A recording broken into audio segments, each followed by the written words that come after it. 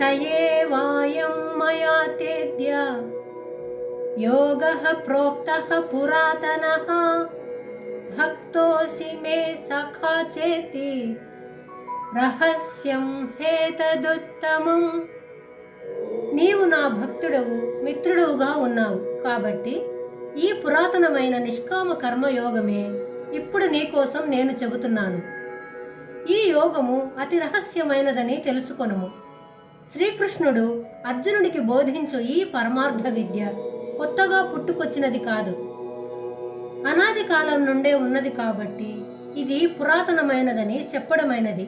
అయితే దేశకాల పరిస్థితులను బట్టి కాలగర్భంలో ఈ యోగము కొంత మరుగున పడిపోయినప్పుడు సాక్షాత్ దైవము కానీ దైవాంశ సంభూతులైన మహనీయులు కానీ అవతరించి ఈ యోగమును సముద్ధరిస్తారు.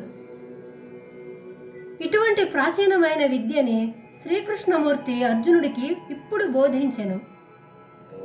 ఈ యోగమును అర్జునుడికే ఎందుకు బోధించవలెను అంటే ఇందుకు కారణం ఉన్నది. ఆ కారణమే అర్జునుడు పరమ భక్తుడు ఇంకా పరమమిత్రుడు కాబట్టి భగవానుడు అతి రహస్యమైన ఈ యోగమును అర్జునుడికి ఉపదేశించెను. అర్జునుడి మాదిరి ఎవరైనా శ్రీకృష్ణుడిపై నిర్మలమైన భక్తి, అపారమైన ప్రేమను కలిగి ఉన్నప్పుడు జ్ఞానము దానంతటా అదే భగవంతుని కృప వలన లభిస్తుంది. భగవానుడు బోధించిన ఈ పరమార్థ విద్య, ఈ నిష్కామ కర్మ తత్వము పరమ రహస్యమైనదని, మహోత్కృష్టమైనదని తెలుస్తుంది. సామాన్యముగా రహస్యమును ఎవ్వరూ ఇంకొకరికి చెప్పరు. కానీ అర్జునుడిలో భక్తి, ప్రేమ అనే యోగ్యతలు ఉన్నందుకు శ్రీకృష్ణుడు అర్జునుడికి ఈ రహస్యమును చెప్పెను.